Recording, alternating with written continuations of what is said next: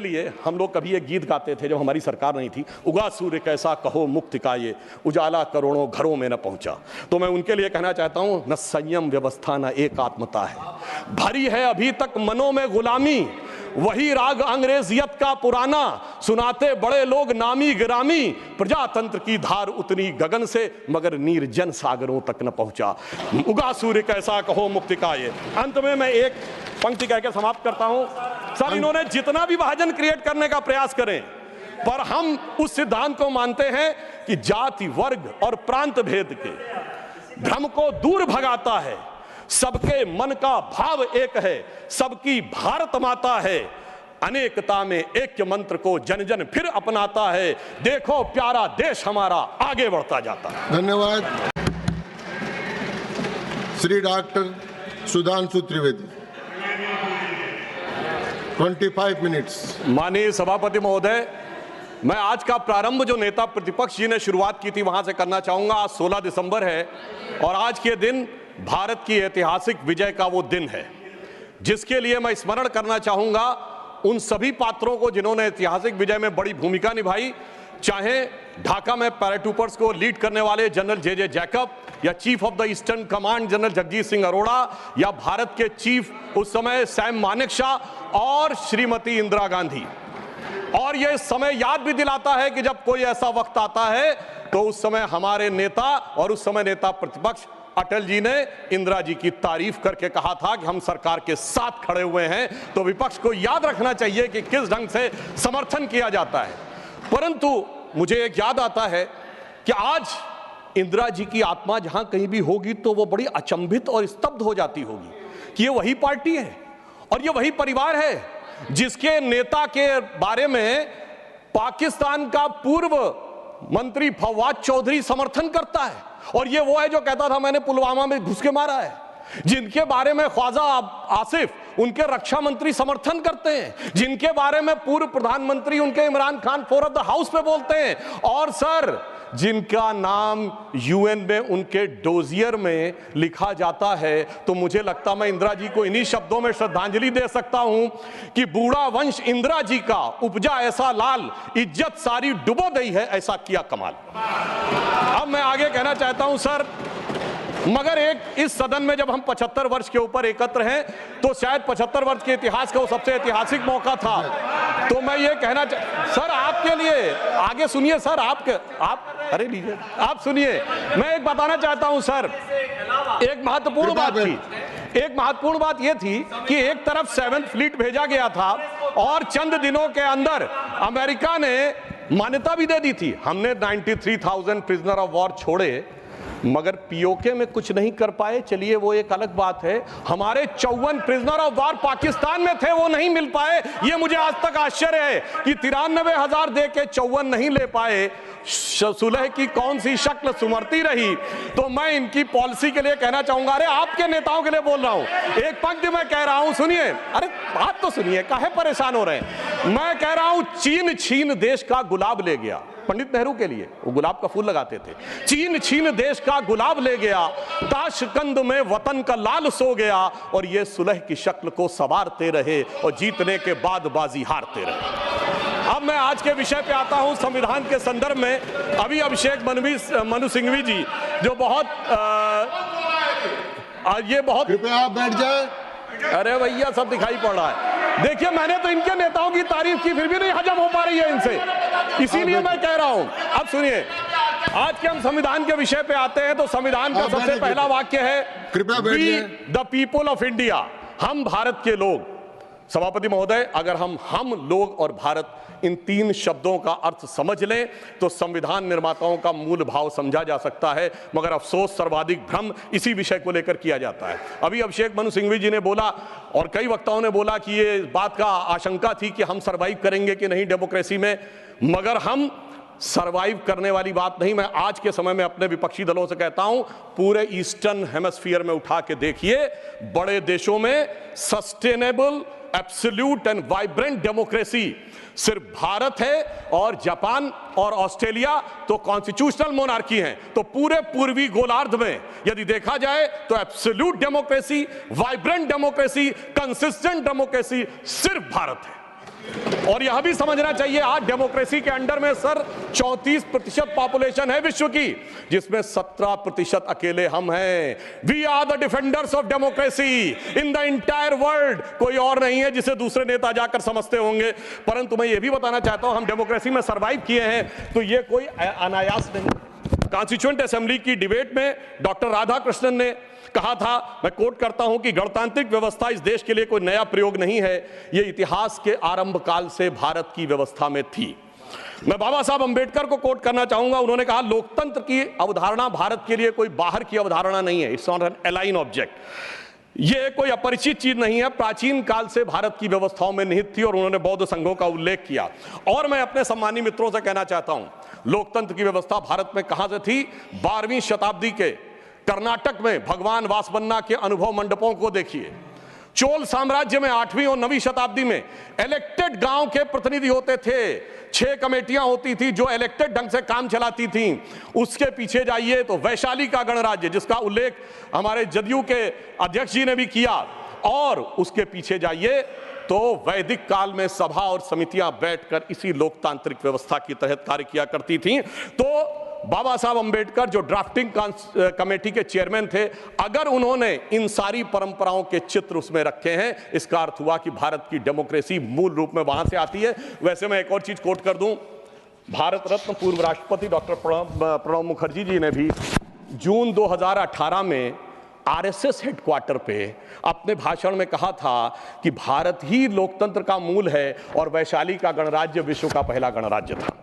अब मैं बताना चाहता हूं कि हम भारत कैसा है, क्योंकि हमारे विरोधी लोगों को थोड़ा विदेश की बात ज्यादा समझ में आती है, तो देश क्या कहता है उससे ज्यादा समझिए विदेश क्या कहता है। और मैं सिर्फ 2 ही बड़े लोगों के नाम लूंगा। चाइना, मैं कहता हूं कोई भी जाके चेक करे, चाइना में एंशिएंट चाइनीज में भारत का नाम क्या है? Tan Zhao, TIANZHOU। जाऊ शब्द वहां पर केंद्र के लिए प्रयोग होता है, जैसे हमारी भारत में पुर, जयपुर, नागपुर, कानपुर वगैरह वगैरह। अब टियान जाऊ अगर आप जाके आज सर्च करेंगे तो विकिपीडिया में कुछ उन्होंने घपला कर रखा है, सीधे सीधे लिख के नहीं आता, पर चाइनीज भाषा की डिक्शनरी में जाइए, TIN टियान का अर्थ है हेवन और जाऊ का अर्थ है केंद्र। तो चाइना के एंशिएंट में माना जाता था भारत क्या है? It is the centre of heaven. Ancient Japanese में भारत का नाम है टेनजुक, that is the centre of heaven. और ये कहते देश ही नहीं था। और चीन भी कह रहा है और जापान भी कह रहे हैं कि ये देश तो वो है जो स्वर्ग का केंद्र था। अब मैं बताना चाहता हूं, मिडिल ईस्ट में, अरब में 8वीं और 10वीं शताब्दी में जितने भी बड़े बड़े अरब के राइटर्स हुए हैं, चाहे इब्ने असीर हो, इब्ने कसीर हो, इब्ने तबरी हो, इब्ने खल्दून हो, उन्होंने क्या लिखा है? अजीदुल रिहल उल इलामीन बिल इलादुल हिंद, यानी when I look towards the India the cool breeze of knowledge comes to us. तो इधर का भी, पूरब का भी बता दिया, पश्चिम का भी बता दिया, मगर हम क्या करें? ऑर्थर शोपेनहावर ने लिखा इंडिया के लिए कि यहां पर product of highest human wisdom की ऊपनिषदिक फिलॉसफी आई है। ये हमारा देश था, मगर अफसोस आज भी लोग ये कहते हैं कि जब माननीय प्रधानमंत्री जी ये कहते हैं कि Bharat is a mother of democracy, तो ये संविधान की मूल भावना के अनुरूप कहते हैं, मगर अभी भी कहीं कहीं लोगों को डिफेंडर्स ऑफ डेमोक्रेसी कहीं और से नजर आते हैं। इसलिए हमारे इस देश के लिए सभापति महोदय क्या कहा जाता था? गायन्ति देवः किल गीत कानी धन्यास्तुते भारत भूमि भागा स्वर्गापवर्गास्पद भाग हेतु भवंति भूयः पुरुषा सुरत्वात्। अर्थात ये भारत भूमि धन्य है, देवता जिसकी स्तुति में गीत गाते हैं, क्योंकि स्वर्ग में रहने के बाद भी मनुष्य के रूप में जन्म लेने को यहां लालायित रहते हैं, क्योंकि हम मोक्ष भूमि है।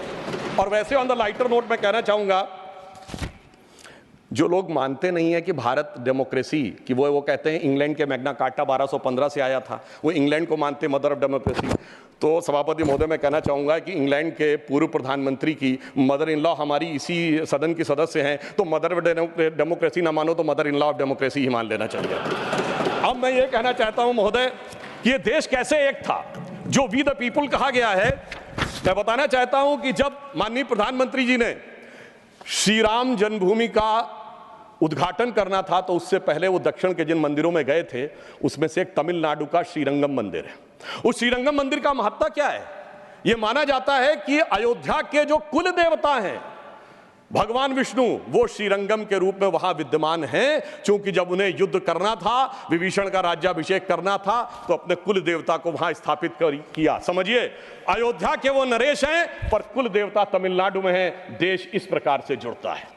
भगवान कृष्ण ने अपना शरीर छोड़ा द्वारका में और हृदय उनका जगन्नाथपुरी में है। देश इस तरीके से जुड़ता है। इसके बावजूद लोगों को समझ में नहीं आता कि ये देश कभी जुड़ता था। तो मैं कहना चाहता हूं, आज भी कभी जब आप पूजा करते हैं तो हाथ में जब जल लेते हैं तो पंडित क्या बोलते हैं? गंगे च यमुने च गोदावरी सरस्वती नर्मदे सिंधु कावेरी जलेस्मिन् सन्निधिं कुरु। देश की सारी नदियों का स्मरण हो जाता है।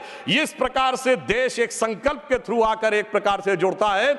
और इसीलिए इसकी डेफिनेशन भी दी गई। अगर इंडिया दैट इज भारत कहा गया है हमारे कॉन्स्टिट्यूशन में, तो इंडिया एक ज्योग्राफिकल कॉनोटेशन है जो इंडस रिवर के इस तरफ है। तो फिर देश कैसे नहीं था? और भारत के बारे में कहा गया है, उत्तरम यत् समुद्रस्य दक्षिणम च हिमाद्रिभिः वर्षम यद् भारत नाम भारती यस्य संतति। पूरे भारत की डेफिनेशन दी गई है जो समुद्र के उत्तर में और हिमालय के दक्षिण में है। मगर हम क्या बताएं कि अभी भी लोगों के दिमाग में वो विचार है। अब मैं अगले विषय के ऊपर आता हूं। स्वतंत्रता आंदोलन। कांग्रेस बहुत दावा करती है कि उसने स्वतंत्रता आंदोलन में बड़ा काम किया। निश्चित रूप से योगदान था कांग्रेस के बड़े नेताओं का, हम इसको नकारते नहीं हैं। परंतु उस योगदान के बाद उस योगदान में कितना मिष्ठान लेने का प्रयास हुआ, ये मैं कांग्रेस के एक नेता कोट करना चाहता हूं। आप सबने बड़ा प्रसिद्ध गीत सुना होगा, कदम कदम बढ़ाए जा खुशी के गीत गाए जा, जो आजाद फौज का गीत था। इसको लिखने वाले थे बंशीधर शुक्ल। वो कांग्रेस के नेता थे। 42 में भारत छोड़ो आंदोलन के वजह से उनको निकाल दिया गया नौकरी से। वो लखनऊ में आकाशवाणी में कार्य करते थे। मगर जब आज़ादी के बाद उन्होंने जो भ्रष्टाचार देखा, तो उन्हीं की पंक्ति में कोट करता हूं। क्यों? पहले कांग्रेस का 1 चवन्नी हुआ करता था सदस्यता शुल्क, नारा होता था 1 चवन्नी चांदी की जय बोलो महात्मा गांधी की। अब बंशीधर शुक्ल जी ने लिखा कि अब क्या होने लगा। उन्होंने कहा, कहाँ हूं बेड़िन की झनकार, कहाँ एक कुर्सी गद्देदार, कहाँ चवन्नी मांगे गुजर, कहाँ अब रिश्वत बेसुमार, हुईगा स्वतंत्र भारत हमार। और आगे उन्होंने लिखा कि कॉलेज की सब खिड़की स्वतंत्र, टीचर लड़का लड़की स्वतंत्र, हाकिम स्वतंत्र हरहा स्वतंत्र, गलियार घूर चरहा स्वतंत्र, परतंत्र हुए ईमानदार, हुईगा स्वतंत्र भारत हमार। ये तो मैं 1950 के आसपास की बात बता रहा हूं, जिस जमाने के विषय में आप ये कहते हैं। मगर अब मैं आता हूं संविधान में, जो पहला संविधान संशोधन किया गया, जिसके बारे में हमारे बहुत से लोग बोल चुके हैं, मैं डिटेल में नहीं जाना चाहता। मैं सिर्फ ये बताना चाहता हूं, अभिव्यक्ति की स्वतंत्रता या फ्रीडम ऑफ स्पीच हमारी परंपरा में है। और परंपरा जिस सीमा से है, मैं चुनौती से कहता हूं, दुनिया में कोई कंट्री, कोई सिविलाइजेशन नहीं हो सकता। हमारे यदि एक तरफ यह माना गया है कि वेद ब्रह्म वाक्य है, वेद वाक्यम जनार्दनम, तो यहीं पर एक ऐसा भी संप्रदाय हुआ जिसने कहा त्रया वेदस्य कर्तारा धूर्तो भांड निशाचरा। वेद के पढ़ने वाले 3 धूर्त भांड और निशाचर, उस चरवाक को भी स्थान दिया गया। इससे ज्यादा उदार फ्रीडम ऑफ स्पीच किसी को चाहिए? जो कहते फ्रीडम ऑफ स्पीच से पंडित जवाहरलाल नेहरू के माध्यम से आई थी। अब मैं बताना चाहता हूं, जो फर्स्ट अमेंडमेंट हुआ, अगर उस समय 2 घटनाएं नहीं होती, सरदार पटेल जी की मृत्यु हो गई थी 15 दिसंबर 1950, और श्यामा प्रसाद मुखर्जी जी ने कैबिनेट छोड़ दिया था 6 अप्रैल 1950। अगर इन दोनों में से कोई होता सरकार में, तो मुझे पूरा विश्वास है कि ये नहीं हो पाया होता। परंतु उस फ्रीडम ऑफ स्पीच की कैजुअलिटी क्या हुई, मैं एक बताना चाहता हूं। बाबा साहब अंबेडकर ने जब 6 अक्टूबर 1951 को अपना इस्तीफा दिया है, जयराम रमेश जी ने वो बात ठीक कही थी कि उसका उपलब्ध है सरकार के आंकड़े में भी। मगर मैं कोर्ट, हाँ वो जी बिल्कुल है, ये है सर, ये है। मगर अब मैं कोट करना चाहता हूं कि बाबा साहब अंबेडकर ने के बारे में पद्म भूषण धनंजय कीर ने, जो कि इंदिरा जी की सरकार के द्वारा पद्म भूषण प्राप्त है, सबसे ऑथेंटिक बाबा साहब की जिन्होंने ऑटोबायोग्राफी लिखी, उन्होंने लिखा 10 अक्टूबर 1951 को लोकसभा में बोलने के लिए खड़े हुए। उनसे कहा गया मुझे अपना बयान प्रस्तुत करने की अनुमति दी जाए। तो उपसभापति ने कहा कि श्रीमान अंबेडकर, अगर आप अपने भाषण की कॉपी हमें पहले दे दी होती तो हम अनुमति दे सकते थे, आप चाहें तो 6 बजे के बयान अपना बयान दे सकते हैं। सभापति की बात सुनकर अंबेडकर जी को अचरज हुआ और धक्का लगा। उन्होंने कहा क्या अंबेडकर, तो एक संसद सदस्य श्री कुंजरू और श्री कामत ने उपसभापति से पूछा क्या अंबेडकर के भाषण की जांच की जाएगी? इस पर उपसभापति ने कहा मुझे देखना जरूरी है, इस पर ध्यान देने की जरूरत है। डॉक्टर अंबेडकर के बयान में कुछ अप्रासंगिक या बदनामी करने वाली बात तो नहीं है। तब डॉक्टर अंबेडकर ने गरज कर कहा कि मैं इस तरह की तानाशाही के आगे नहीं झुकूंगा, और यह कहकर वो सदन के बाहर चले गए और प्रेस में उन्होंने अपना वक्तव्य जारी किया। अब मैं दूसरा एक उदाहरण देना चाहता हूं, जो ये लोग बहुत बात करते हैं कि डॉक्टर अंबेडकर के विषय में इनके क्या विचार थे। मैंने अंबेडकर जी का विचार कोट किया, अब मैं कोट कर रहा हूं जवाहरलाल नेहरू जी का विचार। किसी अन्य का नहीं। जवाहरलाल नेहरू जी ने 16 जनवरी 1952 को चुनावों के उपरांत एडविना माउंटबेटन को पत्र लिखा। उसमें एक लाइन है, मैं कोट कर रहा हूं और सोर्स भी कोट करूंगा। On the other hand, in Bombay city and to the large extent in Bombay province, our success has been greater than expected. यानी वो चुनाव में विजय पर खुशी जाहिर कर रहे हैं और आगे क्या कह रहे हैं? Ambedkar has been dropped out, यानी प्रसन्नता है कि अंबेडकर जी चुनाव हार गए। फिर मैं पूरा पत्र नहीं पढ़ रहा हूं, इसी पत्र में वो आगे लिखते हैं, the socialist combined with Ambedkar's party and thereby they lost their repute, यानी अंबेडकर जी की पार्टी से जुड़कर उनकी प्रतिष्ठा कम हो गई। और महत्वपूर्ण बात मैं ध्यान देना चाहूंगा सदन का, आगे वो कहते हैं but Ambedkar has combined with Hindu communalist, यानी वो कह रहे हैं अंबेडकर जी हिंदूवादियों के साथ आ गए थे। सर सोर्स है selected works of Jawaharlal Nehru series 2 volume 17 page number 35 to 37। मुझे लगता है शायद बहुत से बक्से जिनकी मांग की गई है वो इसीलिए हटा लिए गए हों कि हर बक्सा अंदर से बोलता हो कि बैठा हूं दिल में इतने राज छुपाए, जरा सा होठ हिले तो न जाने कितनों के दिल डगमगाए। अब मैं आगे ये बताना चाहता हूं सर, फ्रीडम ऑफ स्पीच को, वो विषय तो बहुतों ने कहा इमरजेंसी का, मैं आगे का विषय बताना चाहता हूं। इस देश में फ्रीडम ऑफ स्पीच को कर्टेल करने के लिए कॉन्स्टिट्यूशनल अमेंडमेंट लाया गया जो कभी हो नहीं पाया।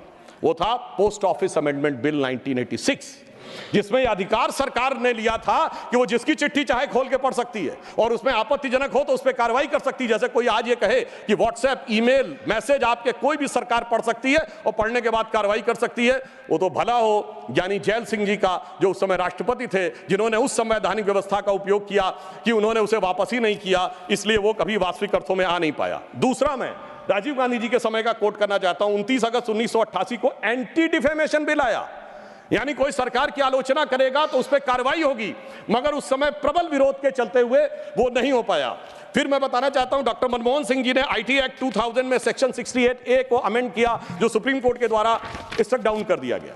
अब इसके उपरांत मैं ये भी बताना चाहता हूं कि जो संवैधानिक व्यवस्था थी वन नेशन वन इलेक्शन की, ये टूटी कहां से थी? जब कांग्रेस में अंतरात्मा की आवाज जाग गई थी। 67 तक सारे इलेक्शन एक साथ होते थे, फिर एक ऐसा विचित्र हुआ कि अंतरात्मा की आवाज जागी और उस पार्टी की प्रधानमंत्री इंदिरा जी ने अपनी ही पार्टी कैंडिडेट नीलम संजीव रेड्डी जी को चुनाव हरवा दिया। मुझे लगता है ऐसा विचित्र संवैधानिक उदाहरण भारत के इतिहास में देखने को नहीं मिलेगा। और मैं कहना चाहता हूं सभापति महोदय, उसके बाद इतनी अंतरात्मा की आवाज जागी कि निजलिंगप्पा, कामराज चौधरी, चरण सिंह चंद्रशेखर, मोरारजी देसाई पार्टी छोड़ दिए, 77 में देवराज अरस और बाबू जगजीवन राम पार्टी छोड़ दिए, तो फिर 90 में अर्जुन सिंह और एनडी तिवारी जी छोड़ दिए, शरद पवार छोड़ दिए, और कांग्रेस इतनी हो गई कि मुझे बचपन में याद है, मैं अटल जी की एक स्पीच सुनने गया था, उन्होंने कहा था कांग्रेस की तो आज स्थिति यह है, इतनी कांग्रेस है कि Congress R, Congress S, Congress O, Congress U, Congress मैं, कांग्रेस तू, कांग्रेस आई, कांग्रेस गई। अब मैं बस एक विषय में लेना चाहूंगा, वो विषय है जो कि संविधान में सर्वाधिक दुरुपयोग किया गया, वो विषय है सेकुलर।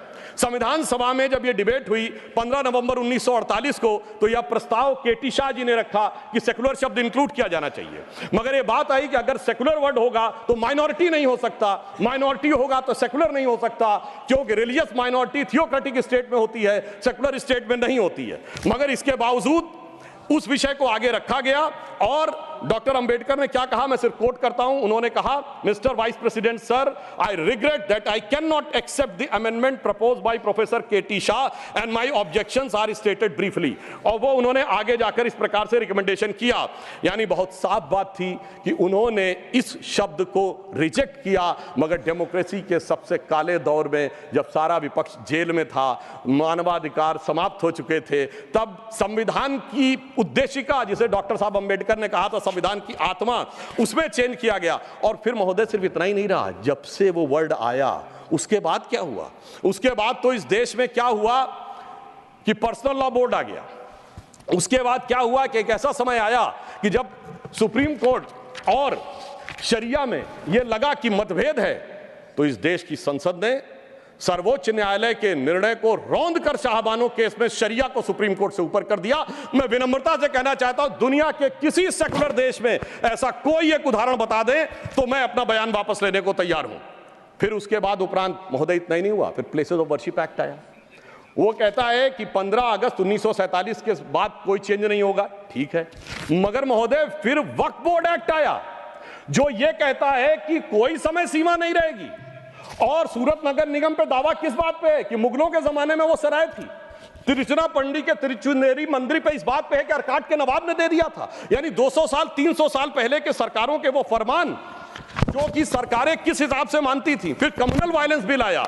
अब मैं सिर्फ संक्षेप में 10 बिंदु बोलना चाहता हूं।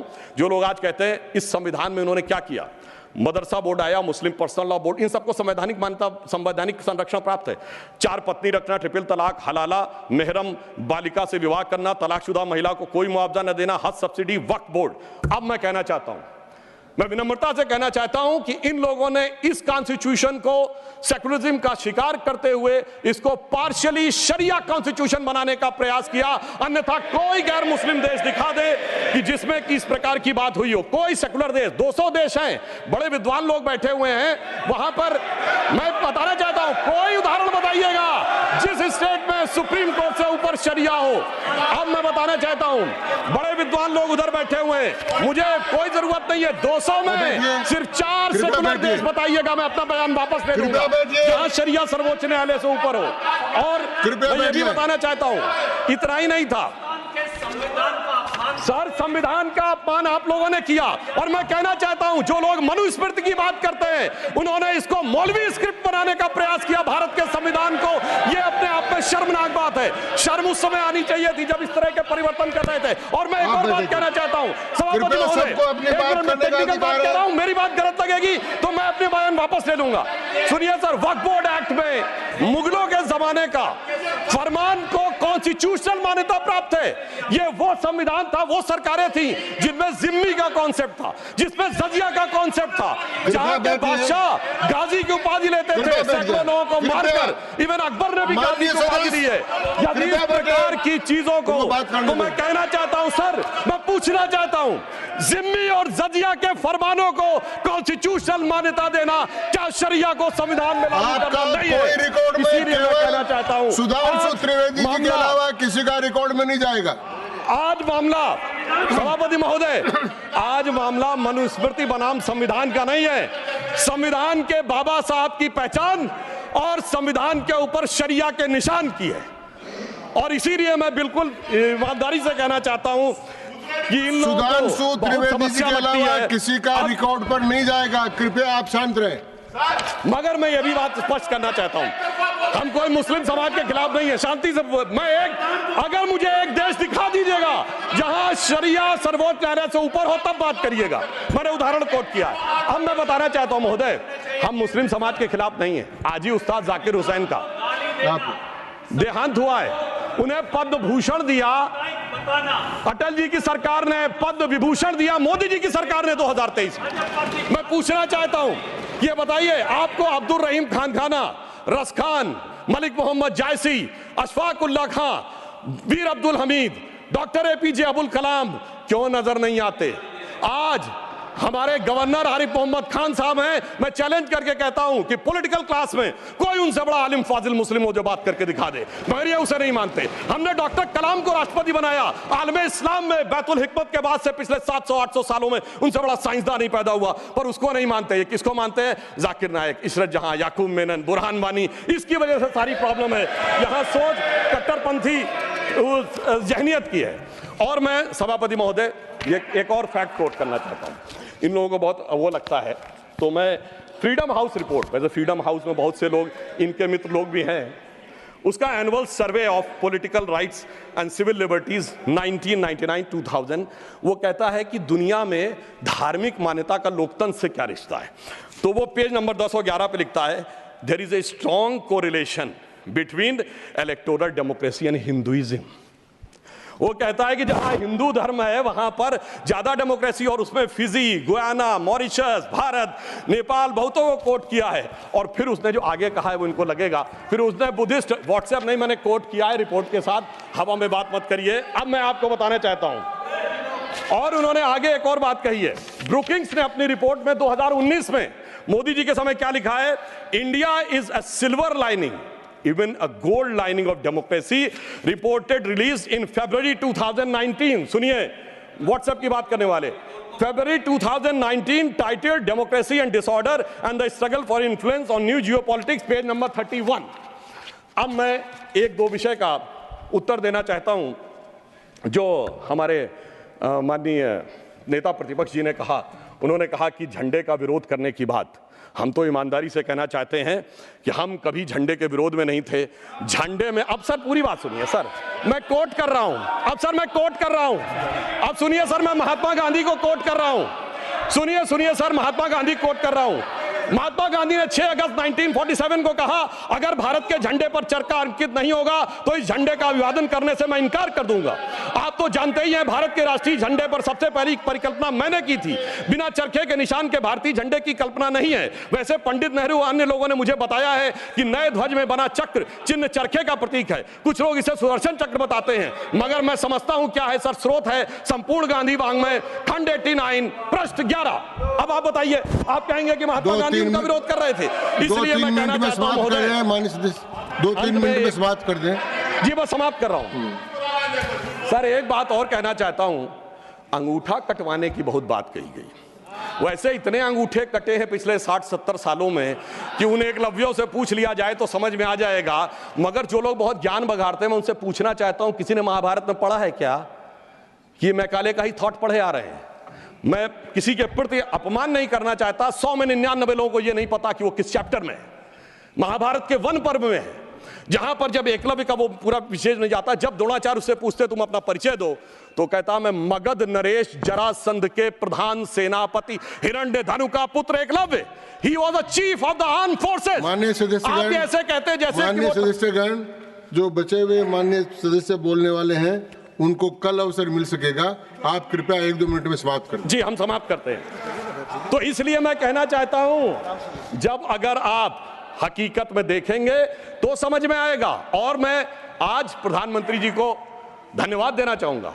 महोदय, ये जरासंध की सेना वो थी जो उस समय भारत की सबसे शक्तिशाली सेना थी, जिसके लिए कृष्ण जी भी एक बार छोड़े थे तो रणछोड़ नाम पड़ा था।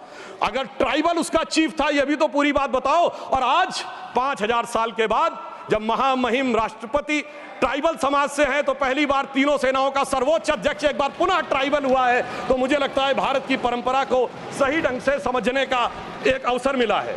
इसलिए मैं कहना चाहता हूं सभापति महोदय, बस 1-2 लाइन में समाप्त करता हूं। अगर महाभारत ही पढ़ना है तो महर्षि वेदव्यास की दृष्टि से पढ़ो, विदुर की दृष्टि से पढ़ो, शकुनी की दृष्टि से पढ़ोगे, भाइयों को लड़ाने वाले शकुनी की दृष्टि से, तो यही नजर आएगा। मगर क्या बताए सभापति महोदय, ये भाइयों में लड़ाने वाले शकुनी, भाइयों में लड़ाने वाले मंथरा की मनोवृत्ति इतनी व्याप्त हो गई है देश में कि आज इस देश को, और मैं एक पॉइंट और कहना चाहता हूं सर, कमिटेड जुडिशरी की तो बहुत बात की गई, पर इस देश में एक ऐसा उदाहरण भी हुआ है जब एक जज कांग्रेस का नेता रहने के बाद जज हो गया। सर 1962 से 68 तक जस्टिस बेहरुल इस्लाम राज्यसभा में कांग्रेस के सदस्य रहे, फिर 68 से 72 तक दोबारा सदस्य रहे। 72 में उन्होंने रिजाइन किया और जाकर बन गए गुवाहाटी हाईकोर्ट के जज। फिर वो वहां बने चीफ जस्टिस गुवाहाटी हाईकोर्ट में। उसके बाद महोदय उन्होंने रिजाइन किया और बरपेटा से कांग्रेस का टिकट मिला। अब वो टिकट इलेक्शन काउंटर मांड हो गया, 84 में फिर राज्यसभा के सदस्य बन गए। अरे भाई, इस्तीफे के बाद आप बहुत कहेंगे कि जो राज्यसभा में आए कांग्रेस के नेता सांसद रहने के बाद, और उन्हें सुप्रीम कोर्ट का जज 8 महीने के गैप के बाद बनाया गया। मुझे लगता है संविधान का इससे बड़ा अपमान नहीं हो सकता था जो हमें देखने को मिला।